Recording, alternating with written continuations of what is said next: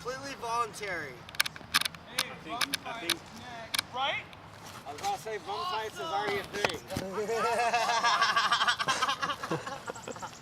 Did we just take this a completely different direction? Alright, get him. We should do cannon wars. I heard him too. Bum fights is already a felony fight. Did you guys see that one dude on YouTube who would like tackle homeless people, wrap them up like alligators, and then like he got tons of views and then he just got arrested. But he'd go out there pretending he was Crocodile Dundee, and they're like just a group of them in San Diego. It was like fucked up. That like I was pretty young when I watched it. I was like, oh, that's pretty funny. But at the same time, he's like, all right, he is one. Get him! And they tackled him as just drunk homeless dude sleeping. It was like he got millions of views. Duct taped him up, his legs, his hands, and then just like it was fucked. So a little about myself. All right, so where do we want to go with this? Can we like, what's gonna happen? You're just gonna ask, hey, how long have you been homeless? Like, does anybody want to be on it, or do we want to be? All right, action. Wait, yeah, action. Like I was saying, if you really, seriously though, if you consider it for a moment, you're born into a world that has already been shaped by governments and people that thought they had the best idea, so on and so forth, since like the dawn of time, right? So you're born into a system that is designed to try and shape you, mold you to fit into a certain niche in society where you're gonna fit and you're gonna serve society over yourself these days. Like, it's not about you and your connection with the higher power and what you're gonna do in this world and how that you're gonna contribute and be a positive member of society. It's how do we make you fit into society, whether you want to or not. And when and where and how we choose, because yeah, you're given a choice. You can go to college, you can do this, you can do that, you can choose a career path, but not everybody has the same, skill sets. You might want to be a doctor. You don't have the dexterity to keep your hand steady, not to cut somebody's veins open and kill them during surgery. So you need to find a different job. But they, like, low-income jobs, like, I don't even know what the poverty rate is right now, but if you think about it, 50%. the way society is in just about every country across the world these days, it's designed in a way that there's the top percentile that runs everything, your elected leaders, that run everything, and then the rest of us are here to serve them and to be, to give them a reason to have stewardship over something, to give them a false sense of power that they deserve, when they really don't. In my opinion, I shouldn't have to pay to walk into the grocery store and buy something to eat. I should go to work and do my job for society during the day, and then if I need something, be able to go into the grocery store and be like, hey, I'm hungry, put a meal together and walk out the store with it. Those are basic needs. You shouldn't have to pay for those things. And then I really don't like the idea of owning land. I really don't. It's everybody's. Now, I do believe that people should be able to come together and cast a vote for a general consensus on what they think it should be used for. But so far as this is my land, I can be one person and own 2,000 acres and just keep it all to myself. Be like, fuck all of you. I don't care what your problem is. I could house, a bunch of people. I could grow crops. I could raise cattle and feed people. You could do something with it that you just choose to sit on it because it's like prestige. It's like social status. It's like, oh, I'm a wealthy, good-to-do person, I own land, I have status, ain't I a grand person? When really you're not. Well, you don't really own said land anyway. Really, you pay taxes on it. The government says you own it, but really when you die, it goes wherever it goes. Like, if you don't have an heir, the bank will repossess your house after you die if you don't leave it to anyone in the will. So, did you really own that house? No. That's a good perspective. I see a video opportunity. Someone's passing out shirts. Oh, okay. Well, should we try? Go get some footage of that real quick. Alright. I'll probably be here for a little while longer. I gotta head out. We'll just be right there. I'm going to my mom's this afternoon. Okay, we'll try to be back within like 10 minutes. If you're gonna stay. Cause I want to get your like contact information in case I do like Like I'll send you a private link to if I ever edited with your face in it, and then ask if you like that, and then you could just say nah, and then I'm pretty like relaxed with editing, so. All right. Are we just gonna go over? Yeah. No, I mean, this is like You're gonna leave it here. there's not a lot right here. Okay. Besides those, but I trust Mike well enough to watch my shit. He knows where I live. I know where he lives. I know, right? Not really trust. That's called mutually assured destruction. I like that. Alright.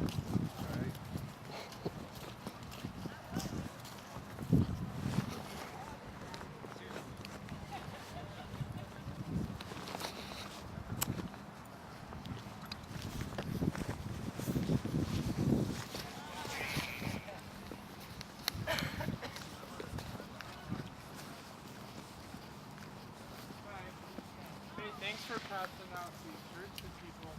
We're working on a video project for the Sustainability Coalition about the states of homelessness. So we're walking around just getting videotapes of anybody who wants to be part of this project. We don't want you to be around us right now. What's that? The Sustainability Coalition, the homelessness video project. So good, we're getting pretty closer. Yeah, I know. This is like a perfect time to have a little feel good of what our community does to help the homeless situations. I think that's a good idea. So, See why not? Okay. are you okay? Or is anybody here okay? It's okay with me, whatever you want to do. All right. Yeah, I don't know. I don't see anything going on right now particularly. Well, it's but- because they get freaked out with cameras. They all have a voice to say, but they don't want to say anything when it comes time to giving them power. I'm not.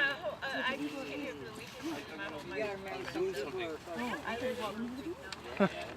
Well, that's why we're asking. And if you want to stay, then stay. If you want to go, let me know. If we want us to leave, we'll leave.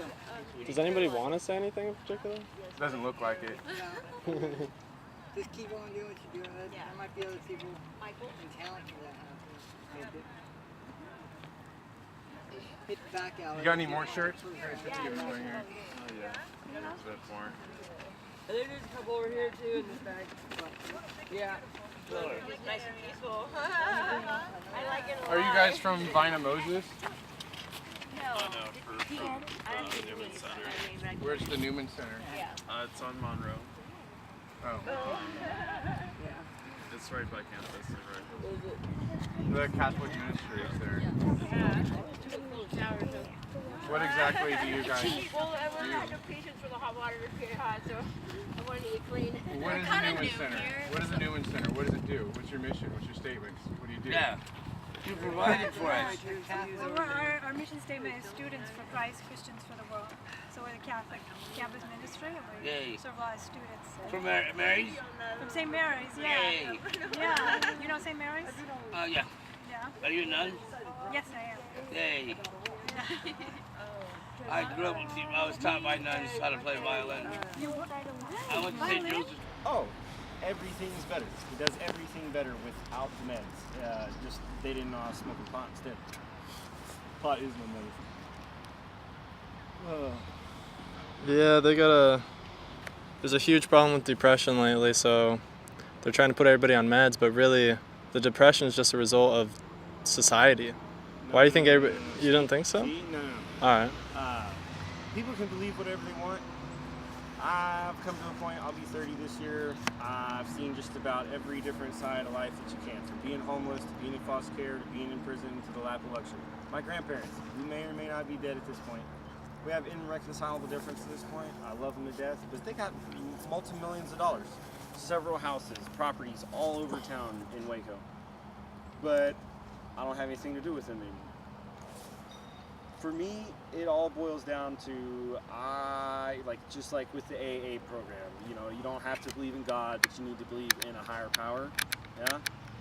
I found my higher power a long time ago out of like desperation because, like I said earlier, you're born into a system that tells you do this, this, and this to be successful and make it through the world in an okay way. So, as a child, I tried these things and I failed. I became angry. I decided, fuck y'all, I'm gonna do it my way. Do that, I still fail. Now I get angry and I just want to die.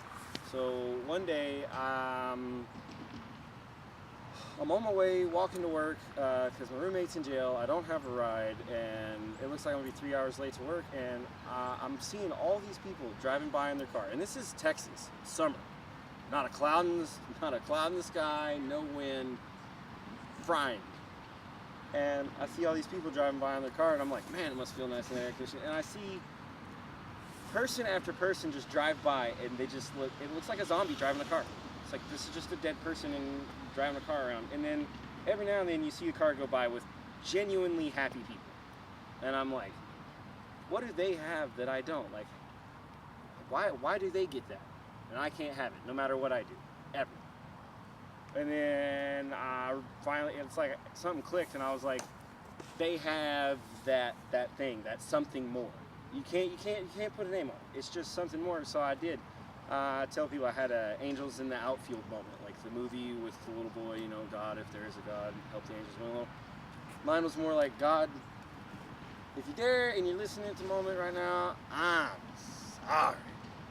I ain't done what I'm supposed to, but can you help me out? And since then, my life has started getting better.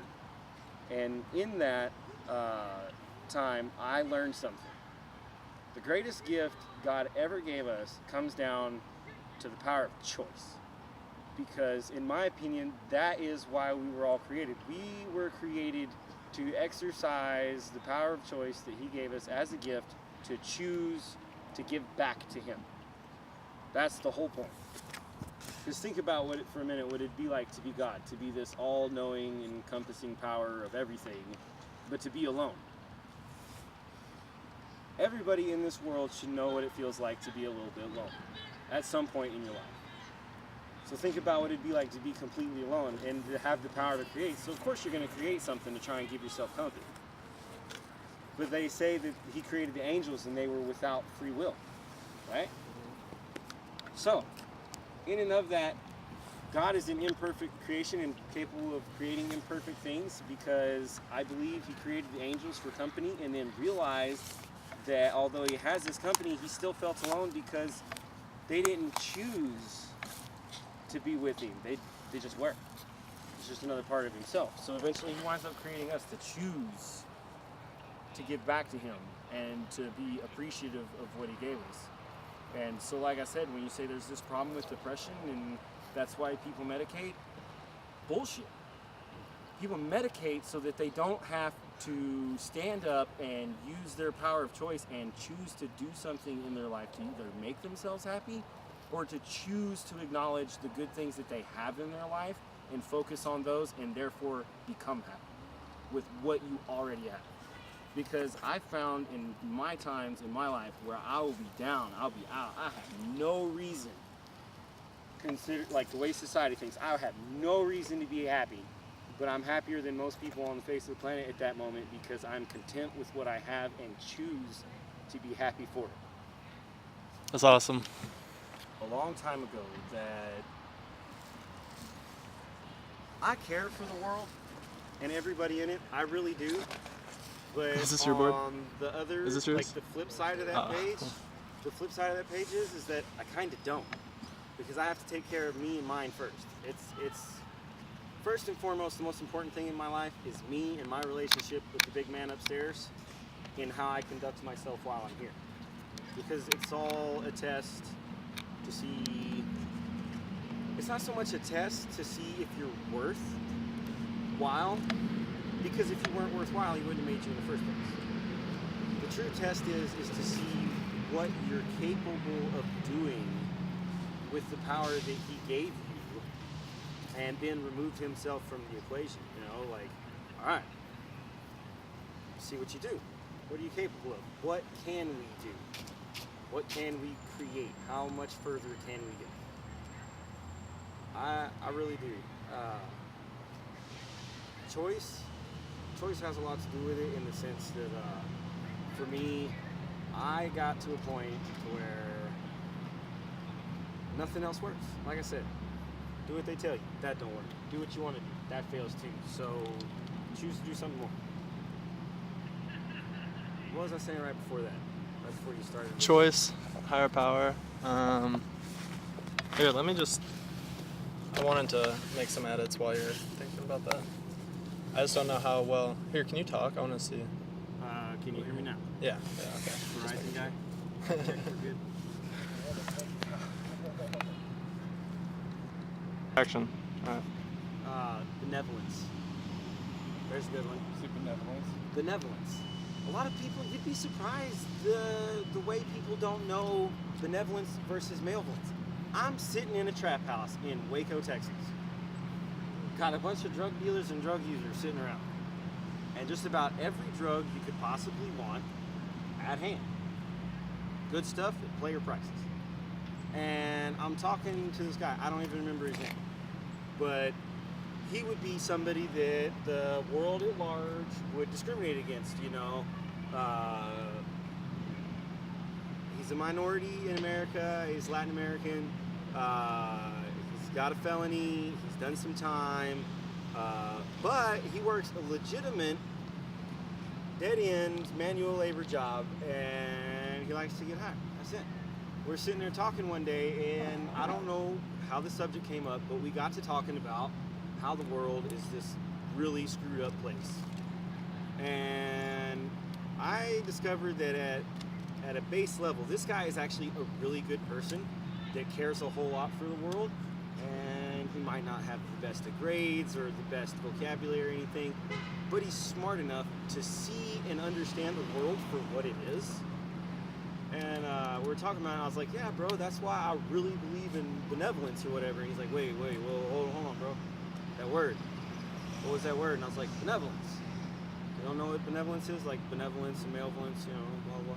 So I explained the words to him, and over the period of time since then, I have come to discover it's actually really shocking how many people either don't know or don't really understand this, like the importance of those words and how they affect our lives, because every action you ever commit is going to fall into one of those categories. If you really break it down, you can try to lie to yourself and tell you that there's this in the middle, this gray area, this indifferent. It's just like God says he wants you either hot or cold. Lukewarm is going to spit you out because it's not acceptable. It doesn't equate. So everything's going to be either benevolent or malevolent, and there's a way larger number of people and their actions that fall into the malevolent category these days, like selfishness, like we were talking about earlier. Like if you own 2,000 acres and you live by yourself in this big multi-million-dollar house with like heated wooden floors, who knows? Whatever you decide to blow your money on, you're living way beyond what you actually need, and in my opinion, you're wasting the resources that God gave us to have at our disposal to be able to make the best out of our lives, and you're using it all for yourself so that you can have this worldly view of, hey, that guy's cool, he's a good guy, you know, he's got all this property and everything. Well, say for instance, maybe his parents had a lot of money, went to church all the time, highly respected in the community, never did no wrong by him. He got dealt a lucky card. My parents, on the other hand, it's like I told you before you started the camera. My first memory, 3 years old, my father kidnaps me from my mother at gunpoint. 5 years old, I show up at school with a black eye. So on and so forth. Yada da da da da da da da. Foster care, all black group home, bogus felon, sent to prison. I was in college. I actually have a genius level IQ, and I could. So far as Jen tells me, my case manager, it's like I have a huge potential because of, one, my intellect, two, the person, my character, and in my core, like who I am and where I'm at in my walk in life between me and the big man upstairs. I could do a lot of things, but I have the problem of resources. I don't have the money to go build some small one-bedroom efficiency home like my grandparents probably grew up in back in the 1920s or something, and then be like, hey Ryan, here's the keys to your new house, bro. And be able to give somebody a home just because you know what it feels like not to have one. And you know that his situation makes it to where he doesn't necessarily have a home, and when you want to say whose fault it is, probably maybe 25% or less of that fault actually lies with him. And I don't have the ability to do these things because it wasn't in the cards for me. And up until this point in my life, and probably never until the day I die, will I be able to find a benefactor that has the resources to be able to help me implement some of my own personal plans that I have. Like y'all are here doing y'all's things to raise awareness. I have ideas of my own on how to help people, but it's not so much as raising awareness and getting the world to understand what's going on, more as it's a personal level. It's like I need the resources to be able to go out and be like, hey bro, let me help you out. I'm gonna do this for you, and then I'm gonna show you what I did that made it able for me to do this for you, to empower you to do it for yourself and the next guy down the line. That's more the kind of the idea for the program that I have. It's because I've come a long way, and We've done that. We did that over the summer. Like the tent thing over there. well, yeah, we did. Like, I managed to see since I got here. My time here in Oregon has been really good to me in the sense that I was able to take opportunities that I didn't have before. Like we were talking about, sometimes you don't have the opportunities that other people do. I flew a sign. I still fly a sign here sometimes to meet my needs. In Texas, if I were to fly a sign the way I do here, I'd go to jail. It's illegal. It's illegal. Here How, you mu- can- how much time do you have? Are you able to stay?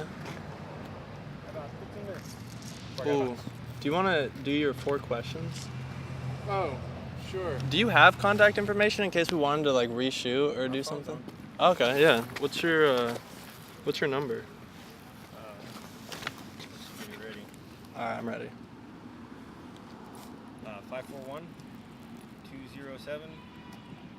541-207-8096. Should I add a WACA or how do you? WACO. Waco. What was your last four? 8096. All right. What? I'm a life coach. I can Yeah, help all right. you. Get. Try. Do you want me to hold that or you could hold it while you're doing the video? But Yeah, I couldn't. Oh, here, I I was want- just taking photos. I couldn't figure out how to get it to actually do a video record. yeah, I forgot. I didn't tell you. It doesn't do video record. No, it does. But here, just pay attention to this when you're asking him questions. If it goes above that line, ask him to stop and then tell me to just reset the levels. I just don't want it to go beyond that because that means it's gonna blow off the speaker. Okay. So either like. Okay, so lashing a whole 5 minutes here. Oh, I gotta go to the store real quick. This is what the homeless do. I love doing As long as it's a store run, not a beer run, you'll be alright.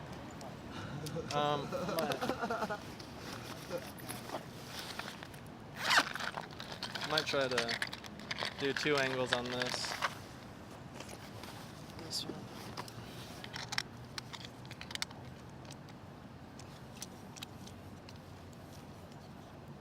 It's funny that this is what I wind up doing when I can't. The only reason I got out of bed this morning was to bring somebody some skateboard wheels for somebody. That's perfect. Otherwise, I'd probably slept in all morning. 'Cause that's another thing too. I've slowed down a lot. When I became homeless and after getting out of prison and getting older and going through all these things, I finally decided it was like, slow down. Don't get caught up in Are you okay with being in the shot? mainstream. Are you okay with being in the shot? Yeah. Okay. The rush and flow of, oh, we always gotta be as fast and effective and as productive and efficient as possible. And it's easy to see why so many people get addicted to meth when like the world wants you Yeah, to so move that. produce those kind of And you know, things without actually doing it. I used to have a meth addiction too, so I could say from experience that it's a lot cheaper to go get an 8-ball and last you a month than it is to buy a Red Bull every fucking day. Yeah, seriously. It's true. And here's the thing too, it's like, I know it's true, but that's I've like had- put that way. That's kind of rough. I've had my fair share of dealings with all kinds of different drugs. I did meth, didn't get addicted to it. I've actually done heroin, didn't get addicted to that either. Smoked crack, didn't get addicted. Done coke, didn't get addicted. What's the one drug that I actually get stuck on? Marijuana, motherfucking. Because it's not a drug. Exactly. It's a healing herb. And Marijuana. It's true, fine, unrefined, grows straight from the straight from the ground. All that other shit, it's got to take some chemical additional process. you don't have a cigarette, do you? I just went looking through ashtrays myself. Trust me, that was after I asked everybody at the park Glenn, what they had. don't block Oh, the clock tower? The clock tower. Yeah, but no, you're fine. You were fine where you're at, but I just wanted to because that's kind of cool. Yeah, it's like the backdrop. It's like, Corvallis, do you fix these problems? Otherwise, we're gonna make this public, and then everybody will think it's bad. You make it public anyway. I mean, but the thing is, what if like they were like, we don't want the world to see this. Like, let's try to fix the situation. Like, we're embarrassed that we have like. Right. See, but that actually should be could be a embarrassed. really good thing. Yeah, that's what I'm Because saying. sometimes, like, embarrassment or yeah, I was talking to Audrey about it last night. You can keep moving forward. That way, I'll tell you when you're blocking it. So right there, yeah. And then if you would just hold the mic like low, like this. Yeah, like or like, but make it look like a little bit like less like. I don't know, I can see that being a bad thing. Though. I'll just hold it and be like the anchorman. Yeah, you could. No, that makes me feel awkward. I can see how this would both hurt and help. Now I see why they do the thing with like the little boom. We'll try to make it not hurt. Well, I'm just saying, like, you know, you go around and you do a documentary on how many homeless people are in town, and then you get all the rich people like, well, we don't want our town looking like that. Let's get rid of them. But I mean, but They're already trying to get rid of us. The other yeah, they're aspect already is trying. They've been there's doing that for- downtown business owners that are homeless right now. They don't have a place to live. So we're going to go get their perspective on it because this is affecting all of us, not just the people living in the Alright, yeah, park. stay in that position. That's perfect. Alright, is that recording? Yeah. Alright. Well, I think we're good to go then. So I'm going to ask 4 questions. Yeah. Wait, say that again. Here, wait. Restart. Action. Okay. How long have you been experiencing housing insecurity in Corvallis? In Corvallis or in my life? Both, but specifically Corvallis, so segue from what Since January 6th of last year. in When I Corvallis. arrived. Like from the day I put boots on the ground in this town to the moment you're speaking to me now. Okay. What services have you reached out for that have been the most beneficial in helping you get your needs met? Corvallis Housing First. Showed up at the downtown men's cold weather shelter. I stayed there for a little while, really didn't know what I was going to do. My sister showed up and was talking to me through the fence one day. Jen came out and run her off. Kind of put me in an awkward place because I felt like cussing her out, but she asked me if I was okay. I said no. One thing led to another. Now she's my case manager, and she's actually helped me out more than any other single person in this entire country. Oh, that's so close. Perfect. Have you been denied from any services? Have any agencies in town denied you from getting forward momentum, getting your needs met? In all honesty, it's not like outright denied, but disrespected, lied to, you know, quietly and discreetly denied, yes. COI can kiss my white ass. Right on. Ty is a snake. The man never spoke to me. I showed up at COI first. COI is the first place I went for help when I arrived here. I was lied to until there was no open beds.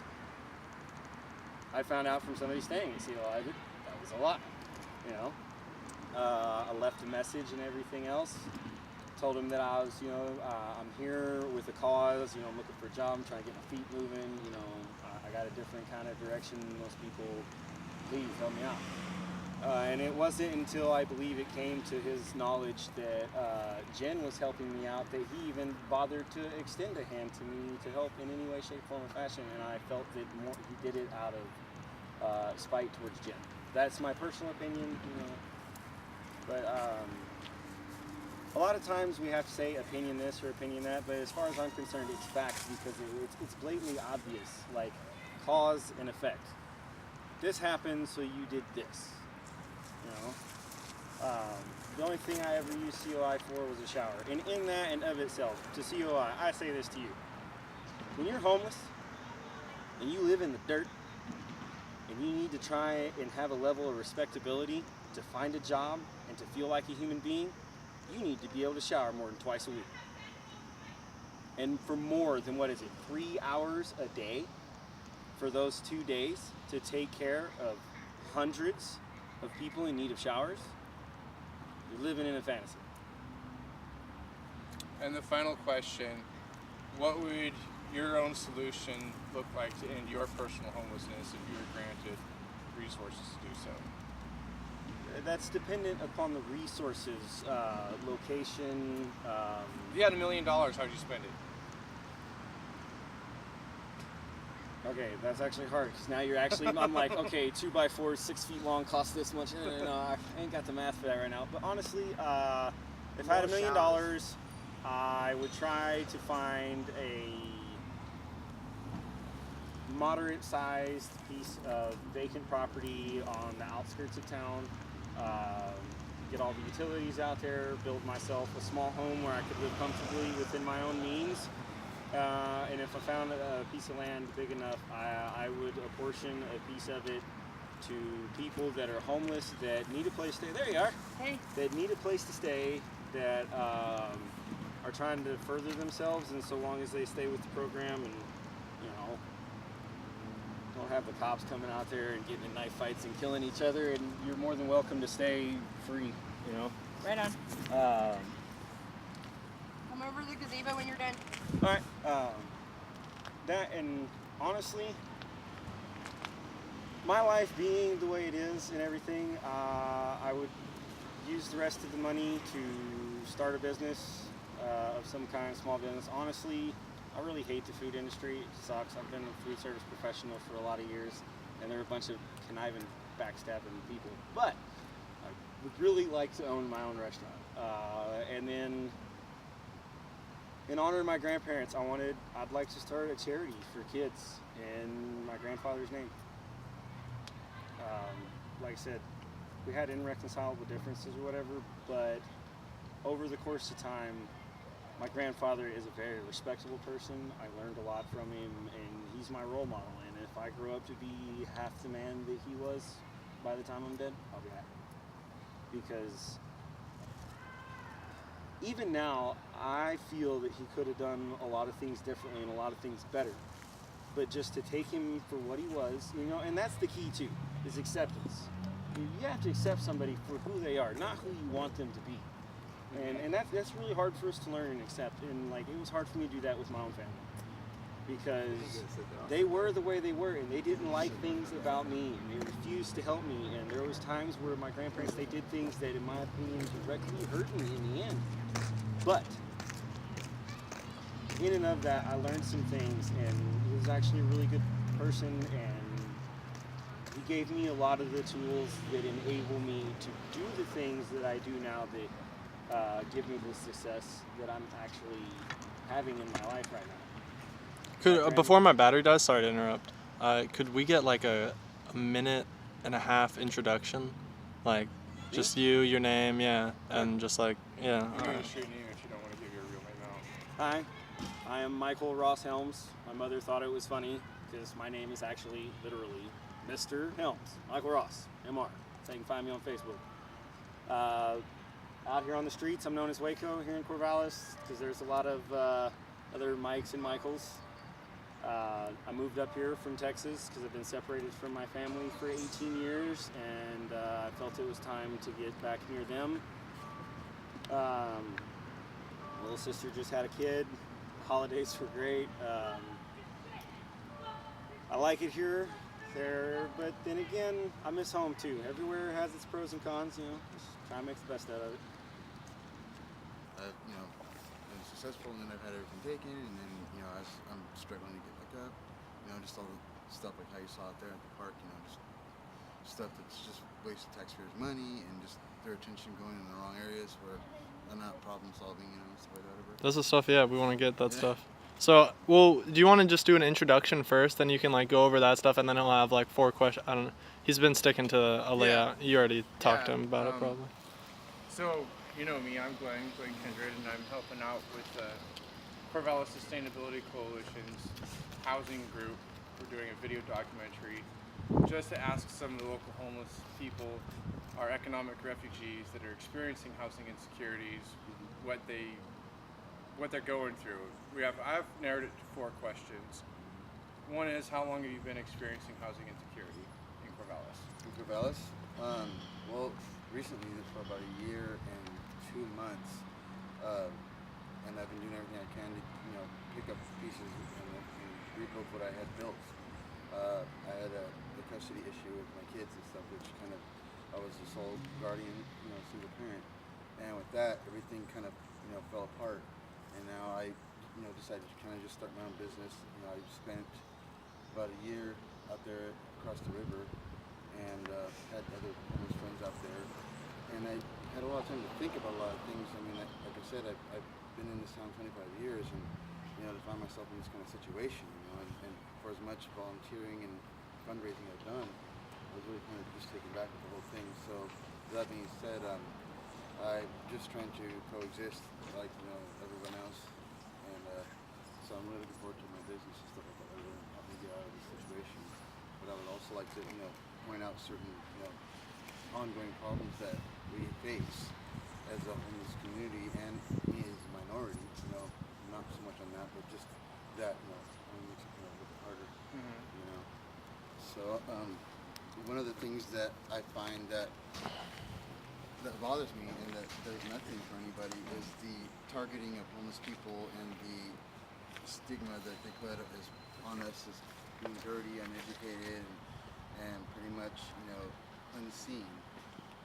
And you know, I met a lot of people while I was on the streets, war veterans, good people, and you know, I find more continuity out of them, I feel, than I do people who have jobs and have, you know, what do you call it, you know, appropriate positions in this community and stuff, you know. And I personally put a lot of time, you know, to advocate for people that have passed away that I experienced homeless with, that nobody else would ever know, you know, in their stories. And so I kind of, you know, speak for them as well. I don't feel that it's a benefit for like the police and departments like the coalition for this community thing, just kind of having their limitations and not really problem solving on the real issue. There's a lot of people that are getting cited every day for illegal camping. I had my camp spot that I had to build from nature because I didn't have money to buy a tent, and that lasted for about a year until the city came in about 3 months ago and said that they were, you know, going to just do a cleanup and stuff, and all they ended up doing was just tearing down everybody's campsites and bulldozing everything and left the garbage there. Because I went out there to just kind of check on everything. I had, you know, adopted a couple of kittens and stuff, and I just wanted to see if they're alive. And I looked at my old spot, and there was just all kinds of garbage all over the place. So I took that as they weren't really cleaning up the area; they were cleaning out the homeless. You know, and I don't. That doesn't make sense to me. You know, I pay taxes in this town, you know, for years, and I don't feel that you know, that money is going in the right area, you know, to support like people like the police, you know, having assault and murder that happened out there a year ago, and they're picking up murder that happened that, recently. yeah, that happened with my friend and stuff like that, whatever. So just things that are like the playing field's not being level, and you know, certain departments and organizations, you know, portraying to have our best interests in mind, and I don't see that at all. They've had the same homeless shelter for about 7 years that I helped fundraise for, and they don't have any internet access there because of allegations of concerns for child pornography and stuff like that, whatever. And you know, that's one area that they're not paying attention to. Like, how can people get jobs and use that as a stepping stone besides going over there and just being drunk and stuff like that, whatever, and spreading whatever they, you know, have out there, you know, stuff like that, whatever. So that's another area that I think that is not really being handled appropriately. And there's a lot of people that need help in this town, you know, even minorities, people that come from other states to be with their family, and they don't even know how to approach these areas, like, you know, the shelters and stuff. the community outreach is very strict. They're always, seem to have, no bed spaces and stuff like that. I tried going in there 2 or 3 times in this last year, and they never had any room for me. So, so what do? We go back out there, across the river, wherever we gotta go, and then we just keep getting harassed, and everything that we end up, possessing and acquiring, such as tarps, tents, sleeping bags, get thrown away by the county. So I don't see any resolution or any sort of bright future for anyone. All I see is just this continuance of this homeless shelter, but there's no like direction to like creating or building a new place for the other people that are out here. If they're a problem or we're a problem, then why don't we work together rather than pretending that we're being heard but they're not really doing anything. So that's what I have to say. Have you found any services that are helpful for your situation? The only, honestly, just the self-sufficiency food stamp and the Oregon Health Plan stuff. They're kind of more strict on their policies and stuff anymore. And so there really isn't much resources for us to really latch onto unless you're either part of the Jobs Connection program or you're on 10 Ave and stuff like that, whatever, or you have to have a child. So that, for me, going back to what I said about kids taking, I took apart everything I built for them and put them on the spot. So I'm constantly struggling with the same thing everyone else is struggling with. Have you experienced any denial of services or maybe outright blockage of we can't help you, go somewhere else? Through the Child Protective Services, when I looked at the client rights and stuff like that, whatever, and their administration policies and their code of conduct and all that stuff that they were in breach of a lot of things and they were not providing me with education as far as what my services, what I was entitled to, and kind of seeming to maneuver a lot of, I guess you call it, they're the sort of job status, we call it ethics, to kind of meet their needs rather than, stick with the, child returning to parent sort of thing. And there was a lot of discrimination there. So I was really looking forward to continuing a success story with them because I had one prior about 4 years ago, but I wasn't given the same caseworker. So I kind of felt like, like it was not fixed, but it was more like given to someone else when they should have given to someone who had case history. So as far as anything else, I don't think I qualify for anything. I'm not a veteran for doing jobs and stuff. And they put ads on Craigslist and walk-ups and doors at the church. The First Christian Church on one state is really a blessing because they help so much, people. And my concern is that getting shut down because people's hygiene. And sometimes the things that kind of happen around the park area in the church, and so I personally, make efforts to paint or do custodial services because I'm experiencing that, just to kind of, in exchange for the church, providing me with tools or helping me with, any sort of assistance themselves. But for the most part, it's just been the church, So that's why I put, a lot of my respect in regards to helping them as well. We don't really have much. As far as to benefit from, we can't camp anywhere, so I try to protect what little we have. Thanks, DJ.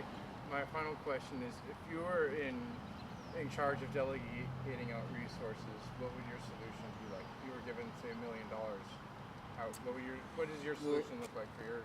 Well, the main thing that's happening as far as it leading to the source is without housing. People can't shower, people can't focus, people get depressed, and being outside in the cold or with, critters out there, be it, we call it cougar, mountain lion that I've seen out here, and just the things that happen, like I said, there was a murder, homicide a year ago. It's kind of a risky and unsafe situation, even though I've been in this community. Times change, and so do politics and resources, and I guess perspectives of certain entities, and forget to be human, and forget how there is a need, and if they would just let go of their the discriminating attitude, even though they're portraying that they care. We would be doing problem solving a lot more issues and stuff like that. Whatever. I think that I would personally build a place that's big enough, that's up to city code, that passes all state requirements, and that once that's built and everything is established, getting beds, making contacts with people such as like military places that would have those old spring cast iron little things, you know what I mean? And then after that, and then I would have like, you know, towels and basic clothing, even if it's from a partnership with Binding Moses, whatever, you know. Really nice state-of-the-art laundry facility, you know, instead of just some sort of ghetto, you know, secondhand, so that really, you know, we can do big masses of clothes and stuff and bed sheets.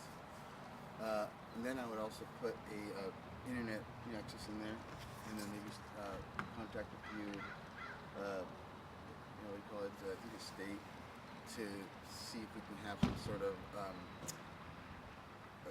access to like criminal background searches, so that people are safe and that there's not severe criminals in this place. Because like I said earlier, you know, there's families that come over here that are immigrants or whatever, and I don't think that it's appropriate to have people around children that are supposed to be, or people that are violent or whatever, and whatnot, or steal, you know. So everyone has, you know, I believe, should be given a second chance, you know, so whatever, but not being given one, you know, we're never going to know what our full potential is and live, you know, down whatever it was that we did time for in the past and stuff, you know, for time served, you know, try to get a good job, and although we do the time, they still hold, you know, our criminal backgrounds against us, even though we fly straight and aren't doing anything as far as crime. So. Thank you. That's my 4 questions I wanted to ask. Is there anything else you feel you wanted to add? Just that I wish that the playing fields were a little bit leveled, you know, and as much as we're expected to be productive members of society and stuff like that, whatever, and, you know, think a certain way, or whenever we go to treatment, we're told to you know, about our cognitive restructuring and stuff like that, whatever, mistakes, you know. I think that we should be the same on the other side as well, you know. Could we get like a person-to-person introduction, as if Glenn didn't know you, and just like saying like, hey, I'm DJ. Oh, like. I'm David Rodriguez, but everyone calls me DJ. I've been in Sorry, could we start that off? Because I was like talking when you were doing sorry. that, so that's my bad. Okay, you ready? Yeah. Okay, hi, my name is David Rodriguez. Everyone knows me as DJ here. I've been in this town since 1989. We moved here with me, my dad, and my sister, and I've been here ever since. And with the CHS, and I've, you know, pretty much been a part of this community since then. And I cut my teeth here, so I wanted to, you know, my dad felt that this was a good, you know, community for us to be raised in, and I felt the same way with my children. Well, you know, it didn't work out too well. But anyway, there is some good, you know, stuff we can do. Yep.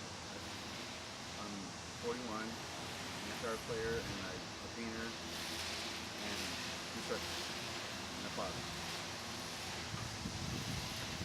Thanks. That wrap that up. Yeah. Yeah, it kind of sucks that they started doing that.